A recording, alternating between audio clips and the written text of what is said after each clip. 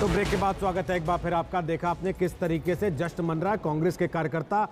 अब तीनों राज्यों में अपनी सरकार आने का जश्न मनाना शुरू कर चुके हैं, क्योंकि मध्य प्रदेश में 115 सीट पर कांग्रेस की बढ़त अब साफ तौर पर दिखने लगी है। बड़ी बातें अब तक की गिनती तक की हैं कि तीनों राज्यों में कांग्रेस की सरकार बनाने के आसार हैं। मध्य प्रदेश में भी कांग्रेस बीजेपी पर भारी पड़ती दिख रही है। राजस्थान में कांग्रेस बहुमत के आंकड़े को पार वैसे ही कर चुकी है। छत्तीसगढ़ में कांग्रेस की सुनामी है, 66 सीटों पर कांग्रेस इस समय आगे चल रही है। मायावती ने साफ तौर पर कह दिया कि वो बीजेपी को समर्थन नहीं देंगी। तो कुल मिलाकर स्थिति इस समय यह है कि नरेंद्र मोदी लहर जो 2014 से अब तक चल रही थी माना जा रहा है, वो रुक गई है फाइनली इन तीन बड़े हिंदी भाषी राज्यों में आने के बाद, जो 2014 के चुनाव के ऐन पहले भी बीजेपी ने अपने नाम किए थे और अच्छे आंकड़ों के साथ अपने नाम किए थे। वो तीनों राज्य आज बीजेपी के हाथ से निकलकर कांग्रेस के खाते में चले गए हैं और छत्तीसगढ़ में 66 सीटों के साथ कांग्रेस ने शानदार जीत हासिल की है। मध्य प्रदेश में 115 सीटों पर कांग्रेस को इस समय बढ़त मिल रही है और राजस्थान में 104 सीटों पर कांग्रेस की बढ़त दिखाई दे रही है, जहां बीजेपी 68 सीटों पर सिमट रही है। और राजस्थान के बाद मध्य प्रदेश में बीजेपी 107 सीटें हासिल कर सकती है, ऐसा अभी तक के आंकड़े में दिखाई दे रहा है। नलिन कोहली हमारे साथ आ गए बीजेपी से और आलोक शर्मा हमारे साथ आ गए कांग्रेस पार्टी से। सुनील यादव समाजवादी पार्टी से हमारे साथ यहां स्टूडियो में आ चुके हैं। सबसे पहले नलिन कोहली साहब, क्या हुआ?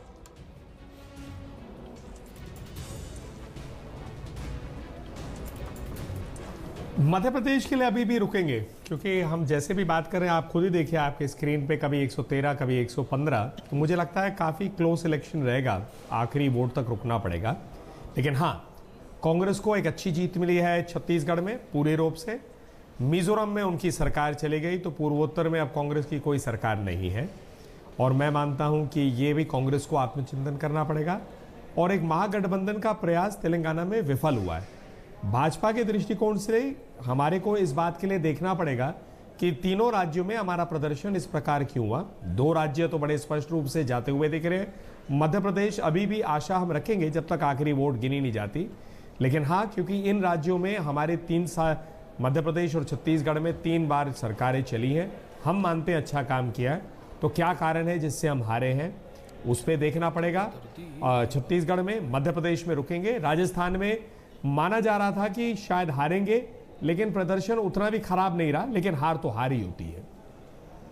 लेकिन आपकी बातों से लग रहा है आप कांग्रेस की हार पे ज्यादा चिंतन कर रहे हैं बजाय अपने 3 राज्य गंवाने के। नहीं, मैं सिर्फ दोनों चीजों को सामने रख रहा हूं, क्योंकि सुबह से डिबेट्स में आप भी रहे होंगे, मैं तो रहा ही हूं कई चैनलों पे, तो कई लोग जो है उसको देख रहे जैसे कांग्रेस की सुनामी। तो उसमें सत्य के रूप से देखना पड़ेगा, उसमें तेलंगाना में क्या स्थिति है, मिजोरम में क्या है। यहां पर हमारी हार हुई है, कांग्रेस की जीत जहां होती है उनको उसका श्रेय जाएगा ही जाएगा, उसमें कोई दो राय नहीं है।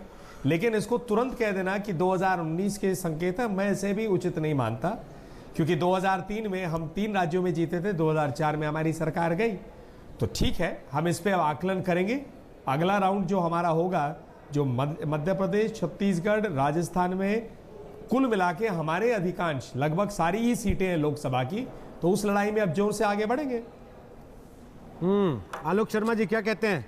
2019 के लिए आपने उम्मीदें बांधनी शुरू कर दी अभी से कि नहीं? सईद अंसारी के पास चलूं, उसके पहले आपसे सवाल पूछ रहा हूं।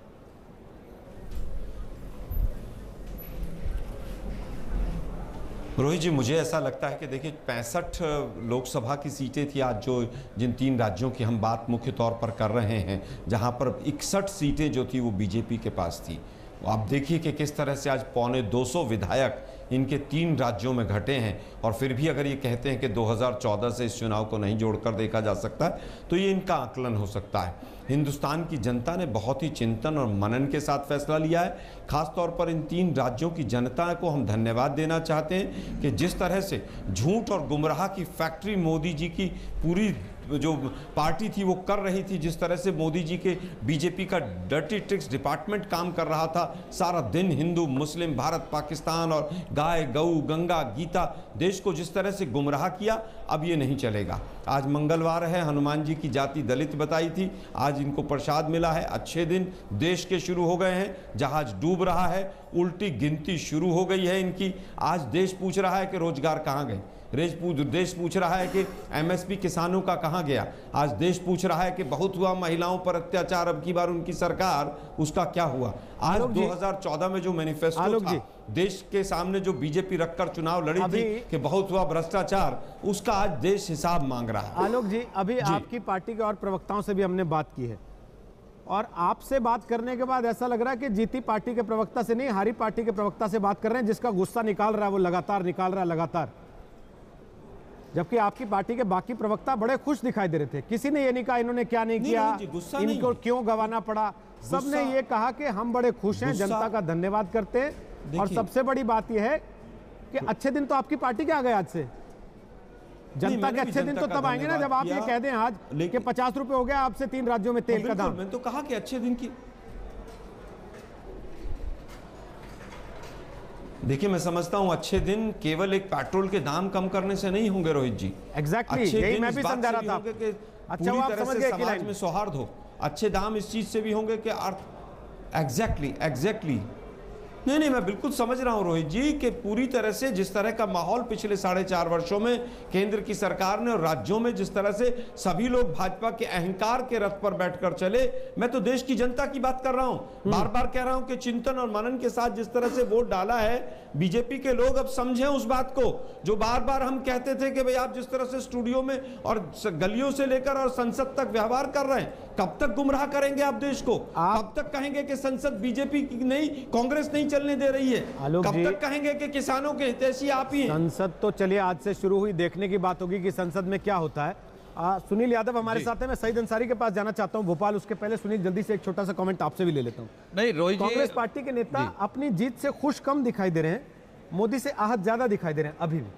अब तो कम से कम इस बात के लिए खुश होना चाहिए कि जनता उस चीज को स्वीकार कर रही है कुछ हद तक जिसको वो कहने की कोशिश कर रहे थे और जहां हर बार इनको नकारा जा रहा था। नहीं, ठीक बात है। कांग्रेस के नेताओं को आज केवल जनता को धन्यवाद देना चाहिए कि उन्होंने जो एक घमंड वाली सरकार थी या जो तानाशाही की तरफ थी, घमंड मैं इसलिए कह रहा हूं कि भारतीय जनता पार्टी के राष्ट्रीय अध्यक्ष जी का वो बयान कि 50 साल तक हमारी पार्टी नहीं हार सकती, तानाशाही वाली सरकार मैंने इसलिए कहा कि बिना सोचे समझे देश में नोटबंदी कर देना, उन सब का जवाब मिल गया है। लेकिन रोहित जी, कांग्रेस आज जीती है उसको बधाई, लेकिन कांग्रेस के सामने चुनौतियां हैं कि अब जैसे आपने कहा कि अब डीजल का दाम राज्यों में क्या होगा, वहां का किसान की हालत क्या होगी, नौकरी आप कैसे इंतजाम करेंगे, क्योंकि जब सरकार आती है तो कई चुनौतियों के साथ आती है। अभी तक कांग्रेस केवल सवाल खड़ा करती थी, अब उसको जवाब देना होगा, उसको काम करना होगा। सईद अंसारी के पास एक बार चलते हैं भोपाल में। सईद अंसारी, वहां की तस्वीर जरा दिखा दीजिए जहां आप इस वक्त मौजूद हैं, और ये बताइए कि कांग्रेस के कार्यकर्ता अब जश्न मनाने लगे कि नहीं, या अभी भी चिंता में है कि कहीं फंस ना जाए मामला? अरे नहीं रोहित, यहाँ तो जश्न ही जश्न है। अब तो 114, 113, 115 और एक देखिए, हम दिखाएं आपको कि यहाँ तो मुख्यमंत्री की बात हो रही है। थोड़ा सा अगर आपको दिखाएं तो यहाँ तो लॉबिंग शुरू हो गई है। अब यहाँ ये लॉबिंग हो गई है कि आखिर मुख्यमंत्री कौन बनेगा। तो ये लगातार यहाँ पर बात, लेकिन चलिए बात करते हैं हम यहाँ पर। आइए जी क्या अभी तो देर है, अभी से जश्न कैसा? जश्न है, पहले से फिक्स था। अभी कहाँ 116 हुआ? अरे 135 पे आएंगे सर। अरे कहाँ, अभी 113 135 प्लस ही रहेंगे। हमारा 140 का टारगेट है। जिस तरह से मध्य प्रदेश के अंदर भारतीय जनता पार्टी के लोगों ने धर्म और जाति और मर्यादा पुरुषोत्तम श्री राम के नाम पर वोट मांगी है, उसका जनता जवाब देने को तैयार है। अभी तो 113 है, अभी से मुख्यमंत्री बना रहे हैं। तो आपको सुबह भी बोला था और अभी भी बोल रहा हूँ, 140 से ऊपर ही कांग्रेस की सीट्स आएंगी। और माननीय कमलनाथ जी का व्यक्तित्व जो कृतित्व है, उसकी वजह से आज पूरे मध्य प्रदेश का माहौल चेंज हुआ है। आदरणीय राहुल गांधी जी ने कमलनाथ जी को अध्यक्ष बना के भेजा, और कमलनाथ जी का जो विजन है, उस विजन से छिंदवाड़ा मॉडल से कांग्रेस ने चुनाव लड़ा है। कमलनाथ है और ज्योतिरादित्य दिग्विजय सिंह, किसी का कोई रोल नहीं है। हम आपको दिखाना चाहेंगे, जरा देखिए दूर दूर तक। यहाँ ये कांग्रेस दफ्तर का हाल है, और कांग्रेस ऑफिस में लगातार जश्न मन रहा है। लेकिन ये पक्की बात है कि कांग्रेस का कोई भी बड़ा नेता भी यहाँ पर नहीं आया है। अंसारी, आपके पास कांग्रेस का बड़ा नेता कोई नहीं आया, लेकिन कमलनाथ के पोस्टर आ गए। थोड़ी देर पहले जो लोग पटाखे फोड़ रहे थे वो ज्योतिरादित्य का कटआउट लेकर वहां पर आए थे। तो इस बात को लेकर अब अंदर खाने खींचतान शुरू हो गई है कि ज्योतिरादित्य या कमलनाथ किसको सीएम बनाएंगे। जश्न की तस्वीरें। प्रदीप गुप्ता जी कुछ ऐड करना चाह रहे हैं, आप बोल सकते हैं अपनी बात जल्दी। 116 के आंकड़े पर कांग्रेस आ गई। 2-3 बातें मैं कहना चाह रहा हूँ। कांग्रेस की तीनों राज्यों में जीत को देखते हुए सोशल मीडिया पे एक बहुत भारी चल रहा है कि मोदी जी योगी जी से पूछ रहे हैं अब क्या करें, तो योगी जी जवाब दे रहे हैं कि अब कांग्रेस का नाम बदल के बीजेपी कर देना चाहिए। ये एक चल रहा है, ये बहुत ज़बरदस्त है। दूसरी चीज़ ये है कि कम से कम अब ईवीएम से सारे सवाल खत्म हो जाएंगे, क्योंकि जिस हिसाब से पिछले सप्ताह में कांग्रेस ने ईवीएम के ऊपर सवाल उठाने चालू किए तो हम लोग सब डर गए थे कि कहीं हमारा भी एग्जिट पोल तो गड़बड़ नहीं हो जाएगा। नहीं सर, लेकिन यहाँ तो आप फंस रहे हैं अभी। आलोक शर्मा, छत्तीसगढ़ में आप जीत जाते हैं तो ईवीएम ठीक है, मध्य प्रदेश में आप जीत जाते हैं ईवीएम ठीक है, राजस्थान में आप जीत जाते हैं ईवीएम ठीक है, तेलंगाना में आपका पत्ता साफ हो जाता है तो आप चुनाव आयोग के दरवाजे जाके खड़े हो जाते हैं कि ईवीएम सेट कर ली लोगों ने। वो भी बीजेपी ने सेट करा ली टीआरएस के पक्ष में। बीजेपी की 1 सीट आ रही है 5। देखिए, मैं समझता हूं, देखिए रोहित जी, मुझे लगता है क्लियर कट कांग्रेस पार्टी की पहले दिन से डिमांड रही है, और मैंने आप ही के साथ एक दिन कहा भी था कि चाहे हम 5 राज्य जीत जाएं, लेकिन ईवीएम का जो प्रक्रिया है और ईवीएम के ऊपर जो प्रश्न चिन्ह है वो बरकरार हैं। ईवीएम अभी भी देखिए आप किस तरह से हाईवे के किनारे होटलों में 5-5 ईवीएम, बैलेट पेपर जो पोस्टल बैलेट पेपर थे वो कहां मिले हैं, पूरे देश ने देखा है। अगर प्रक्रिया में कोई कमी है, कोई खामी है, तो स्वाभाविक है कि इलेक्शन बोलेंगे चुनाव आयोग से कि वीवीपैट की दोबारा गिनती कराओ, हमें यकीन नहीं है जीत पर, तो स्वाभाविक है कि हम जाएंगे। बोलेंगे चुनाव आयोग से कि वीवीपैट गिनवाओ, हमें जीत पर यकीन नहीं है। हाँ ठीक है, अगर वीवीपैट का नहीं, मैं समझता हूं अगर वीवीपैट, रोहित जी, अगर वीवीपैट की गिनती करवाई जाती है तो स्वाभाविक है वीवीपैट किस लिए लगा तो आप ही ने कहा था ना ट्रेल पिछली मशीन बार जो भी। लगी है कि इस बार अगर कहेंगे गिनती कि किसी नहीं? को करानी है तो कराई जाए, उसमें कहां आपत्ति है। उसमें अब इलेक्शन कमीशन का अब इलेक्शन कमीशन का दायित्व तो बनता है कि उसको सेटिस्फाई करे। वो प्रश्न चिन्ह प्रक्रिया पर है, प्रश्न चिन्ह किसी एक वस्तु पर नहीं। प्रश्न चिन्ह इस बात पर है कि जो प्रक्रिया अपनाई गई क्या उसमें कोई खामी तो नहीं है, और अगर खामी है तो उसको दूर किया जाना चाहिए। सर देखिए, कांग्रेस पार्टी आज भी डिमांड करती है ऑफिशियली कि लोकसभा का चुनाव बैलेट पेपर से होना चाहिए। चलिए सर, अच्छा वो आपने ये नहीं कहा कि हाथ खड़े करके तय कराना चाहिए इस देश में जनता को एक जगह चौराहे पे बुला के। नलिन कोहली कमेंट करना चाह रहे हैं, कुछ कर लीजिए, फिर मैं अंशुमन जी से कमेंट लेता हूं ईवीएम की बात पर। बोलिए। नहीं ऐसा नहीं है रोहित जी, आप नहीं सर, पाषाण युग में मत ले जाइए ना देश को। एक तरफ आप कहते हैं कि कंप्यूटर हम लेके आए इस देश में, मुझे बड़ा आनंद मिल रहा क्रांति की शुरुआत की, आप दूसरी तरफ कहते हैं कि बैलेट पेपर से कराओ। पाषाण युग में चला गया। नहीं सर, ठीक है पूरे सर, यूरोप में, सर आप अमेरिका नहीं है सर, बैलेट पेपर से चुनाव होते हैं, तो क्या यूरोप जो है वो बैलेट पाषाण युग में चला गया? आप अमेरिका नहीं है सर, क्या हिंदुस्तान 20 साल पहले? नहीं साहब, मैं अमेरिका की मिसाल दूंगा तो आप कहेंगे कि अमेरिका से मत तौलिए। हिंदुस्तान और अमेरिका की तुलना नहीं हो सकती। अमेरिका, लेकिन यहाँ जहाँ आपको सूट करता है वहाँ अमेरिका भी जाने को तैयार हो जाता है। केवल एक विषय पर, एक बिंदु पर तोलना चाहता हूं। पार्टी दफ्तर में अगर आप तो मीठा मंगाइए, कुछ मुंह मीठा कीजिए, आसपास के लोगों का भी मुंह मीठा कराइए। अच्छा दिन है आज, जीतेंगे तब भी आपको खुश होना चाहिए। आज गुस्सा छोड़ दीजिए आज थोड़ी देर के लिए। नलिन कोहली अपनी बात कहिए, उसके बाद अंशुमन जी से कमेंट लेता हूं। नहीं वो सब ठीक है। नहीं रोहित जी, बिल्कुल गुस्सा नहीं। मैं इनफैक्ट मैं आपसे कहना चाहता था कि मैं कोई ऐसा स्क्रिप्ट लेकर आया नहीं हूं जिसमें मुझे 25 गालियां और सुनानी पड़े जो रोज रोज सुनाई जाए। लेकिन जरूर कहूंगा कि मैं शुक्रगुजार हूं आलोक भाई का कि इतनी देर से वो बोल रहे हैं, और बोलना चाहिए। अभी सरकार बनी नहीं, उसका मॉडल का अच्छा नमूना उन्हीं के माध्यम से सबको दिख रहा है।